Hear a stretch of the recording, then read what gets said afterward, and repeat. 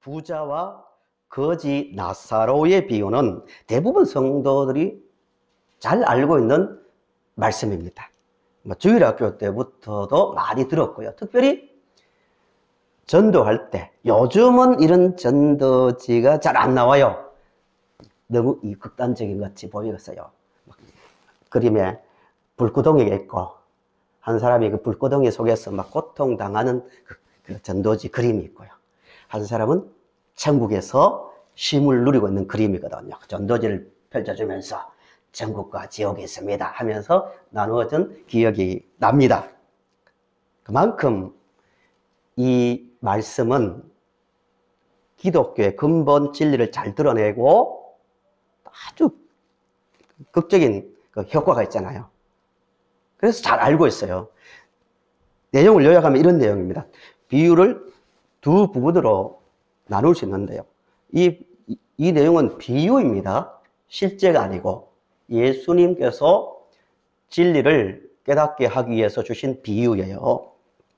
한 부자가 있는데 그 부자는 자색 옷과 고운 베옷을 입고 날마다 호화로이 살았다고 합니다. 최신 유행하는 옷을 입고요. 제가 보니까 가끔 백화점에 가는데요. 깜짝 놀랄 때가 있습니다. 몇십만 원, 저도 양복을 살 때도 있잖아요. 얼마인가 보니까 10만 원 단위, 20만 원 단위인 줄 알았는데요. 뒤에 보니까요. 공이 몇 개가 더 붙어 있더라고요. 비싼 옷은 요즘 1,000만 원짜리도 있고요. 신발도 50만 원. 제가 어떤 분에게 내가 어떤 신발을 봤는데 이게 50만 원짜리가 있다고 놀라서 말하니까요. 웃으면서 그게 비쌌냐고. 300만 원짜리, 500만 원짜리 인터넷 쳐보라고 얼마나 많은지 모른다고 그렇게 말하더라고요. 이 부자도요. 그 당시에 1%만 누릴 수 있는 삶을 살았습니다. 최고로 좋은 옷, 최고로 좋은 신발을 신고 날마다 호화로이 살았습니다. 근데 그 부자가 죽어서 지옥의 불구덩이에 떨어졌습니다. 근데 그 부자의 집에 병이 걸려서 부자집 대문 앞에 버려진 나사로라는 사람은 얼마나 삶이 비참했는지 병에 걸려 있는데 그 병 부위를 개들이 와서 핥았고요. 부자의 상에서 버려지는 그 음식을 주어서 먹으며 살다가 그도 죽었습니다. 근데 그는 죽어서 천국으로 갔다는 비유입니다. 그 다음 후반부는 지옥에 떨어진 부자와 천국에 있는 아브라함, 믿음의 조상이죠. 대표격인 아브라함과 대화하는 내용이 비유의 내용입니다. 이 비유를 통해서 예수님께서 우리에게 하시는 말씀이 뭔지를 보겠습니다. 첫째 생각할 부분은 부자는 뭘 잘못했기에 지옥에 떨어졌는가의 문제입니다.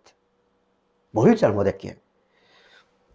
부자의 잘못을 보면은 본문을 보시면 나사로의 것을 빼앗았다거나 나사로를 학대했다거나 그런 내용은 전혀 없습니다. 부자의 잘못은 자기 인생의 주인은 자기 자신이라고 생각하며 살았습니다. 예수님께서 의도적으로 한 부자라고 딱 잘라 그건 지나갑니다. 이름도 안 밝혀요. 비유니까요. 그런데 의도적으로 거지의 이름은 기록하고 있습니다. 말씀하고 있습니다. 이름이 뭐라고요? 나사로. 성경 요한복음 11장에도 나오는 다른 나사로가 있지만요. 그 나사로라고 이름을 밝히고 있는데 그 의도가 있습니다. 부자는 그냥 잘 먹고 잘 걱정 없이 살다가 죽었다. 이게 전부예요, 인생이. 성경을 가지고 볼 때요, 가장 무가치하고 불쌍한 인생이 어떤 인생이냐면 그냥 잘 먹고 잘 입고 살다가 죽었다. 이 인생이에요. 짐승과 다를 바가 뭐가 있습니까? 혀 끝에 감각에 맛있는 거 아니에요? 아무리 몇 천만 원짜리 몇 백만 원의 음식도 혀의 감각의 문제잖아요. 잘 먹고 잘 입고 편한 집에 살다가 죽었다. 가장 허무한 인생이라는 것을 말하기 위해서 그냥 한 부자 끝나는 거예요. 세상에서 가장 어리석은 사람이 누구냐? 자기 자신의 인생의 주인이 자기라고 생각하는 사람입니다. 부자는 그런 인생관을 가지고 있었기 때문에 자기 집 앞에 있는 나사로가 눈에 보이지 않는 거예요. 내 인생이라고. 나는 남에게 피해를 주지 않는다고. 내가 노력해서 번 걸로 내 테두리 안에서 난 행복하게 사는 것이 인생의 가치관이라고. 내가 원하는 대로 살다가 죽겠다고. 어리석은 부자입니다. 가장 큰 착각은 내 인생은 내 것, 내 생명은 내 것이라고 말하는 거예요. 누가복음 12장을 보시면 또 다른 부자가 나와요. 누가복음은 돈 이야기가 굉장히 많이 나옵니다. 부에 대한 이야기가. 12장 13절을 잠시 한번 보실까요? 본문의 이 부자나 또 12장 13절에 나오는 이 부자나 왜 어리석다고 말하는가? 12장 16절부터 간단하게 읽어볼게요. 15절부터 보세요. 12장 15절부터 그들에게 이르시되 삼가 모든 탐심을 물리치라. 사람의 생명이 그 소유에 넉넉한 데 있지 아니하니라 하시고 또 비유로 그들에게 말하여 이르시되 한 부자가 그 밭에 소출이 풍성하며 심중에 생각하여 이르되 내가 곡식 쌓아둘 곳이 없으니 어찌할까 하고 생각하는 건 당연하죠. 너무 많은 소출이 있으니까 쌓아놓는 건 정상이에요. 또 이르되 내가 이렇게 하리라. 내 곡간을 헐고 더 크게 짓고 내 모든 곡식과 물건을 거기 쌓아두리라. 또 내가 내 영혼에게 이르되 영혼아 여러 해 쓸 물건을 많이 쌓아두었으니 평안히 쉬고 먹고 마시고 즐거워하자 하리라 하되. 어떻습니까?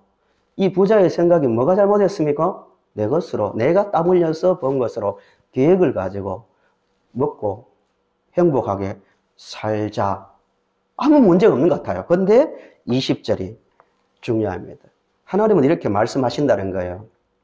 하나님은 이러시되 어리석은 자여 오늘 밤에 내 영혼을 도로 찾으리니 그러면 내 준비한 것이 누구의 것이 되겠느냐라고 말했다고 합니다. 저를 보십시오.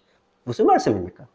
부자의 착각은 생명, 자기가 가지고 있는 생명이 자기 것으로 생각했다는 것. 이게 가장 큰 어리석음이요, 착각이라는 거예요. 생명은 누구에게 있다는 거예요? 하나님의 것이라는 거예요. 그래서 오늘 밤에라도 하나님이 가져가 버리면 너의 모든 계획과 모든 행복, 즐거움이 아무 의미가 없다는 말씀입니다. 본문으로 돌아왔어요. 이 부자도 마찬가지입니다. 내가 인생의 주인이라는 그 의식을 가지고 살았기 때문에 그 인생은 전부가 그겁니다. 내가 즐기고 좋은 옷 입고 좋은 차를 타고 좋은 집에서 정신적인 부분까지 포함하겠죠. 정신적 행복과 안정감을 가지고 사는 것, 이게 전부라고 생각했습니다. 그래서 그는 지옥불에 던져졌다는 것이고요. 나사로는 천국에 갔는데 왜 나사로는 천국에 갔는가? 나사로의 뜻이 뭐냐면요, 예수님이 비유를 드시는데 굳이 이름을 말 안 해도 되잖아요.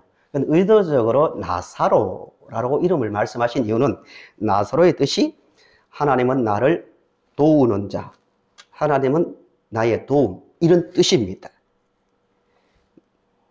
나사로는 비록 가난하고 병이 들어 힘들게 살았지만 그는 하나님을 인생의 주인으로 자기의 도움으로 알고 살았다는 겁니다. 그렇기 때문에 나사로가 그냥 가난하게 살았기 때문에 고생했기 때문에 그 보상으로 천국에서 행복하게 살게 되었다는 것이 아니라 하나님을 어떻게 바라보고 믿었는가, 그 문제에서 하나님을 창조주요 생명의 주로 믿었기 때문에 천국을 갔다는 그런 이야기입니다. 그러면 또 하나의 중요한 질문이 나옵니다. 비유에 나오는 이 부자는 누구를 상징하는가? 이게 굉장히 중요한 문제죠. 누가복음 15장, 16장에는 5개의 비유가 나와요. 비유를 들어주는데요. 다 설명할 수는 없고요. 하나하나 연결이 됩니다. 뭐 탕자의 비유부터 시작해서 하나의 그 이야기인데요. 다 볼 수 없기 때문에 비유 바로 앞에 나오는, 읽으신 비유 바로 앞에 나오는 14절부터 18절을 보시기 바랍니다. 14절부터 18절을 보시면 이렇게 말씀합니다. 바리새인들은 성경에 복음서에는 항상 등장하는 그 사람들입니다. 바리새인들은 뭘 좋아한다고요? 돈을 좋아한대요. 예수님의 말씀입니다. 그러니까 그 말을 들은 바리새인들은 어떻게 반응합니까? 듣고 비웃었대요. 기가 막히다 이 말이죠. 우리 보고 돈을 좋아하는 사람이라고? 왜 비웃었는지 바리새인이 누군지를 알면 아 그렇구나 이해가 됩니다. 바리새인의 뜻이 분리된 자, 구별된 자 이 뜻이거든요. 그들은 세상을 마음대로 살지 않고 철저하게 하나님의 법을 따라 살려고 노력한 자들입니다. 어떻게 율법을 철저히 지키고 일주일에 2번씩 금식을 하고요. 구제도 하고요. 기도도 많이 했습니다. 좋은 거예요, 나쁜 거예요? 배워야 됩니다. 본받아야 됩니다. 좋은 동기죠. 미리 말씀드리지만 이 부자와 바리새인은 같은, 지금 예수님은 눈앞에 있는 바리새인들에게 이 어리석은 부자의 이야기를 하고 있는 거거든요. 바리새인은 정말 금식, 일주일에 2번씩 금식도 하고 구제도 하고 기도도 정말 많이 했습니다. 그런데 문제가 여기부터 시작됩니다. 세월이 흐르면서 점점 율법을 지키고 또 금식을 하고 기도도 하고 좋은 거지만 시간이 흐르면서 이 모든 것이 자기 자랑의 수단이 되었다는 거예요. 그래서 예수님께서 하신 말씀대로 기도를 하는데 옛날에는 하나님만 바라보고 하나님 앞에서 했는데 이제는 밖에 나오는 거예요. 어디로 나오냐? 사거리, 시장 같은 데 나와서 서서 기도하는 거예요. 왜 그랬을까요? 왜 집에서 안 하고 길거리나 사람이 많이 모이는 시장 앞에 서서 이렇게 막 기도했을까요? 사람 앞에서 나는 뭘 많이 하는 사람이다? 기도 많이 하는 사람이다. 나는 이런 사람이다. 이거 아니에요? 나 이런 경건한 사람이야. 난 이 정도의 사람이야. 당신들과는 달라. 이런 심리가 있는 거예요. 금식도 마찬가지입니다. 금식하는데 예수님 말씀은 기름을 바르고 밝은 얼굴로 금식하라라고 많이 말씀하셨거든요. 그래서 바리새인들은 우중충하게 머리도 막 탁하게 만들고 얼굴도 씻지 않고 고생한 그 얼굴을 드러내면서 금식했다는 거예요. 왜요? 나는 이렇게 세상과 즐기지 않고 이렇게 금식을 많이 하는 하나님을 잘 섬기는 사람이다. 그래서 보여주기 위해서 그렇게 했다는 거예요. 그리고 심지어 옷을 옛날에 옷이죠. 길게 늘어뜨려가지고 옷을 길게 처음에는 바리새인들이 옷술이 한 뼘 정도였다면 해가 갈수록 점점 길어지는 거야. 길게 쭉 늘어뜨리고. 왜 그랬을까요? 나는 이렇게 삶을 조심해서 경건하게 산다는 것을 과시하게 했습니다. 이게 경쟁적으로 늘어났습니다. 뭘 말씀을 하냐면은 바리새인들의 시작은 정말 아름다운 동기였지만 갈수록 자기를 높이는, 자기 자랑, 자기 섬김을 위한 수단이 되었다는 거예요. 왜 그랬을까요? 예수님께서 그 말씀을 하고 있는 거예요. 왜 그랬을까요? 마음이 그렇게 살려는 그 마음 자체가 타락되어 있기 때문에 매우 중요한 얘기입니다. 예수 그리스도를 믿으려면 이 부분을 분명하게 이해하고 받아들여야 됩니다. 그렇게 초인적으로 노력하는 그 마음 자체도 타락, 즉 죄의 지배를 받고 있기 때문에 사람 존재 자체가 죄의 지배를 받기 때문에 아무리 노력해도 결과적으로는 누구를 주인으로 섬긴다는 거예요? 나를 섬긴다는 거예요. 내 자랑, 내 의, 이게 막 쏟아져 나오는 것이 사람이라는 거예요. 이런 점에서 비유는 지옥불에 던져진 부자와 바리새인들은 같다는 거예요. 어떻게 보면 전혀 공통점이 없는 것 같지만 본질적인 면에서 이 같은 점은 자기를 주인으로 섬기려는 강한 욕망에 잡혀 있다는 거예요. 내 인생은 내 것이라고. 그래서 예수님께서 강하게 책망하시기를 너희들 겉으로는 깨끗하게 보이지만 속에는 위선과 불법이 가득하다. 또 사람을 더럽게 하는 것은 밖에서 안으로 들어오는 것이 아니라 속에서 나오는 것이다 라고 말씀하셨습니다. 이 말씀은 너희들 그렇게 노력하지만 절대로 너희들은 거룩해질 수 없고 절대로 바르게 살 수 없어. 왜? 사람 자체가 악하기 때문입니다. 그런 점에서 종교 중에서요, 가장 그래도 종교 중에서입니다. 불교가 상당히 고급 종교입니다. 근원을 알고 있거든요. 인간이 아무리 노력해도 정말 자기 욕심에 잡히는 것을 알았거든요. 거기에서 번뇌가 나오고요. 모든 것은 마음의 문제다. 모든 걸 끊자, 집착을 끊자. 마음을 다스리려고 노력하는 종교가 불교입니다. 그런 점에서 대단한 종교죠. 근데 성경은 분명히 말씀합니다. 노력하는 존재 자체가, 사람 자체가 죄의 지배를 받고 있습니다. 중립이 아니에요.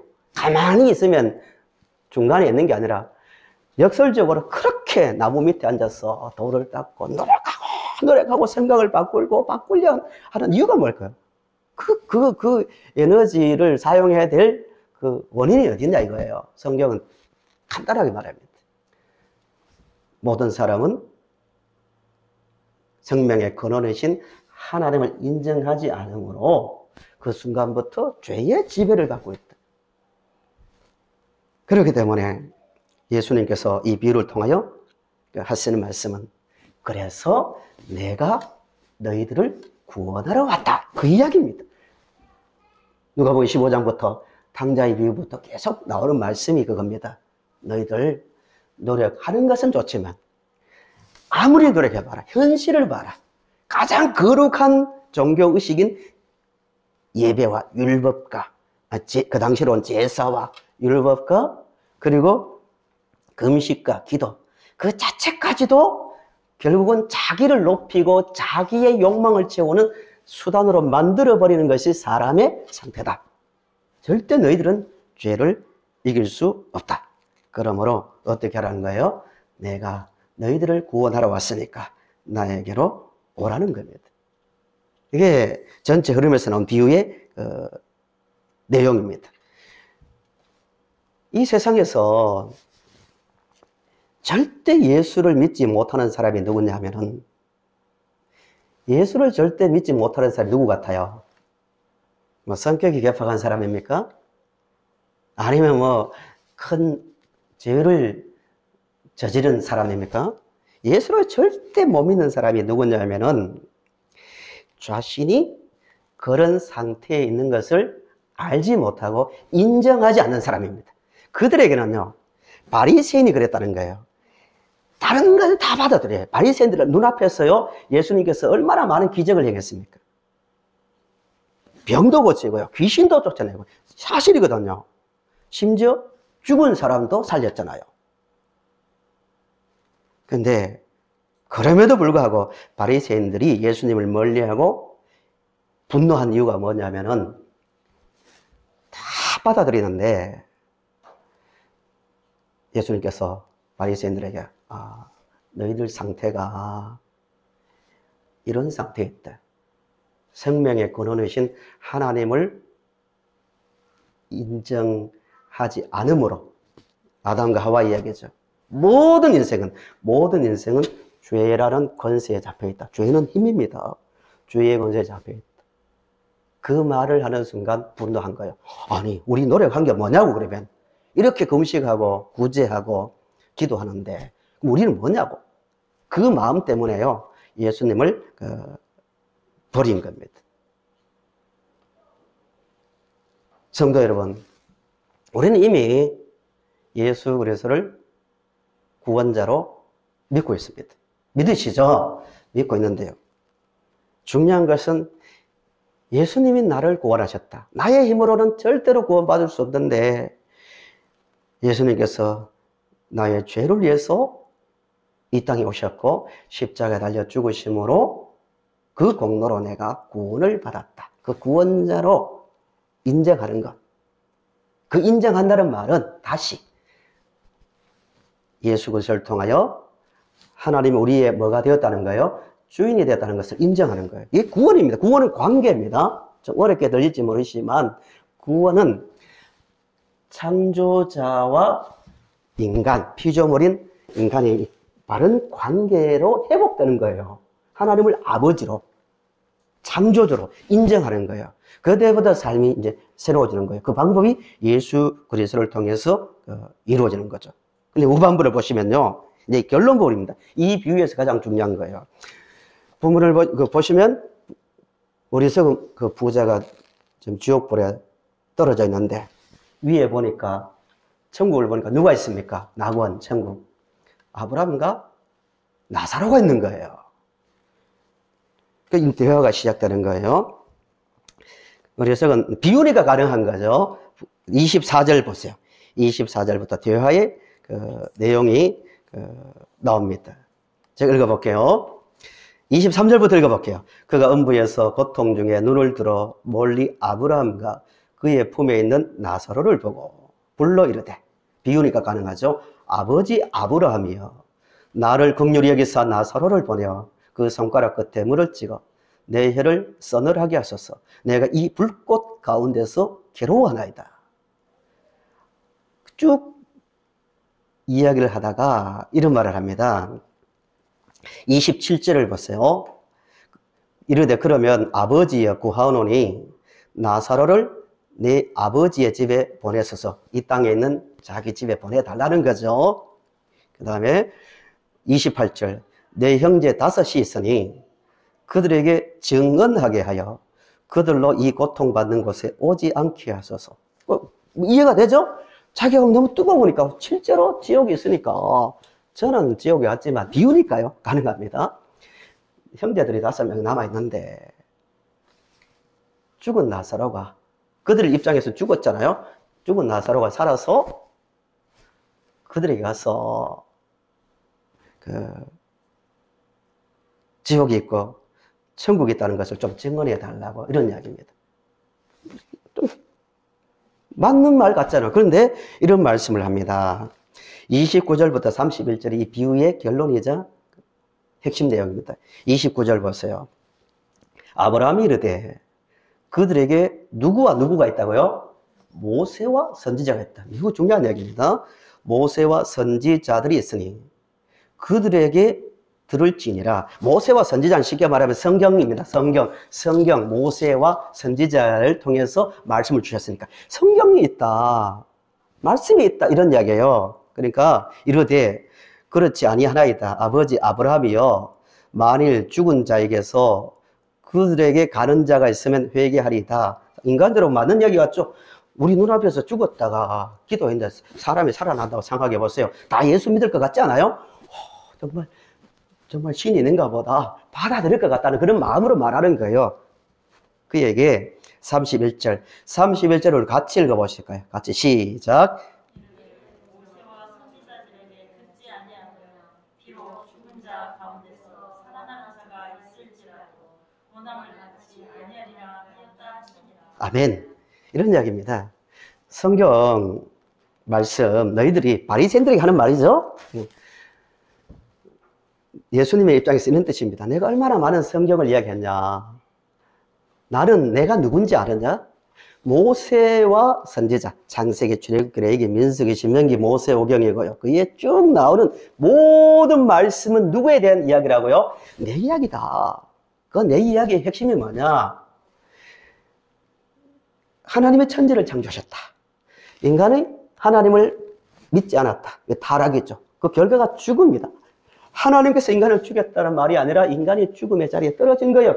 그 순간부터 하나님은 즉각적으로 인간을 구원하기 위해서 자신이 이 땅에 오기로 하셨다. 그래서 실제로 왔다. 어디에요? 너희들 눈앞에 내가 서 있다. 내가 너희들 눈앞에 서서 얼마나 많은 말을 했냐. 너희들이 모세, 성경을 알았다면 내가 구원자임을 알고 너희들 스스로가 죄에서 구원받을 수 없음을 알고 나를 믿을 것이다. 믿어야 한다. 그 이야기입니다. 그런데 너희들이 믿지 않으면서 왜 죽은 자가 살아나면 믿을 것처럼 착각하냐? 절대 안 된다. 한 사람이 구원을 받으려면 결론이 이겁니다. 한 인간, 모든 인간 마찬가지입니다. 진리를 이해하고 그렇구나. 인간 상태가 이런 상태에 있구나. 구원의 방법이 이것이구나. 이것을 알고 믿으려면 하나님의 말씀인 성경을 보고 받아들여야 된다는 거예요. 아, 우리가 죄인이구나. 이 시작입니다. 우리 힘으로 되지 않는구나. 천국과 지옥이 있구나. 예수 그리스도를 믿는다는 거예요. 성경을 보시면요. 죽은 자가 살아나도 가서 말해도 믿지 않는다는 말씀이 7장에도 나옵니다. 실제로 죽은 자를 살렸지만 사람들의 반응이 어떻습니까? 요한복음 11장에도 마찬가지입니다. 죽어 썩어서 냄새나는 나사로를 그들이 보는 데서 살렸음에도 사람들은 어떤 반응을 합니까? 나사로를 죽이려 하고요. 예수님을 그 순간부터 배척했습니다. 믿지 않는 거예요. 이해가 안 되니까요. 한 사람이 예수를 믿으려면 하나님의 말씀인 성경을 통하여 그렇구나. 정말 인간 상태가 이렇구나. 우리가 예수님을 믿어야 되는구나. 이해가 될 때 깨달아진다는 거예요. 예를 하나 더 들어볼게요. 예수님께서 십자가에 달려 죽으신 다음에 부활하셨잖아요. 며칠 동안 이 땅에 계셨죠? 40일 동안 여러 곳을 돌아다니면서 자신이 살아났음을 보여주십니다. 제자들에게는 특별히 확실하게 보여줍니다. 도마에게는 내 옆구리를 보고 내 손을 만져보고 믿어라. 그 제자들에게 자신이 살아났음을 보여주셨습니다. 제자들은 반복해서 살아나신 예수님을 육안으로 똑똑히 보았습니다. 반응이 어땠습니까? 이후에 예수님 살아나셨다. 예수님 살아나셨다 하고 길거리에 뛰쳐나가서 복음을 증거했습니까? 아니에요. 그냥 여전히 숨어 있다가 베드로가 이런 말합니다. 나는 물고기 잡으러 가겠다고. 옛날로 돌아갔습니다. 왜 그랬을까요? 죽은 자가 살아난 것을 보고도 왜 예수 그리스도를 믿지 못했을까요? 옛날로 돌아갔을까요? 예수님이 왜 이 땅에 오셔야 되고 왜 십자가에 달려 죽으셔야 하고 우리는 왜 그를 믿어야 되는지를 이해를 못하니까 살아난 사실 자체는 보았지만 안 믿는 거예요. 왜 믿어야 되지? 그래서 믿지 못했다는 거예요. 이 비유를 통해서 하시는 그 말씀입니다. 성도 여러분, 예수를 믿고 구원받는 문제는 정말 중요한 문제입니다. 천국과 지옥이 있거든요.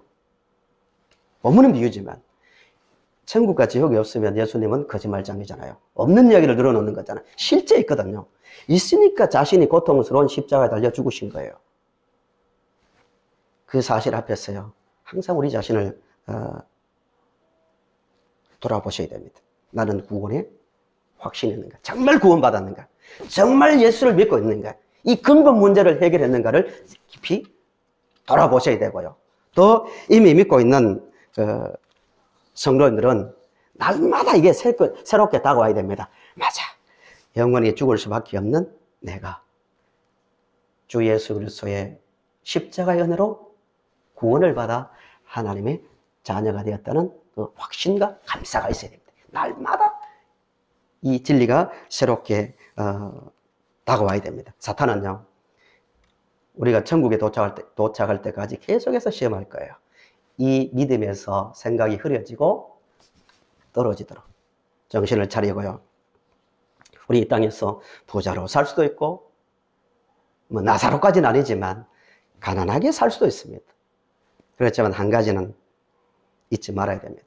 우리 인생의 주인은 하나님이십니다. 생명의 주인은 하나님이십니다. 우리는 예수 그리스도로 하나님의 자녀가 되었습니다. 인간의 참된 만족, 행복, 기쁨, 자유는 창조의 근원이자 생명이신 하나님을 믿고 사는 데 있습니다. 하나님을 바라보면서 내가 어떻게 살아야 될까? 물질 문제가 되었던 시간 문제가 되었던 부자처럼 내 인생의 주인은 내 것이야. 내가 누릴 수 있고 내가 즐겨야만이 행복해. 이게 성공이라는 그런 착각이 아니라 내 행복과 내 자유와 기쁨은 살아계신 하나님을 섬기는 그 삶에 있다는 확신을 가지고요. 하나님의 뜻이 무엇인가?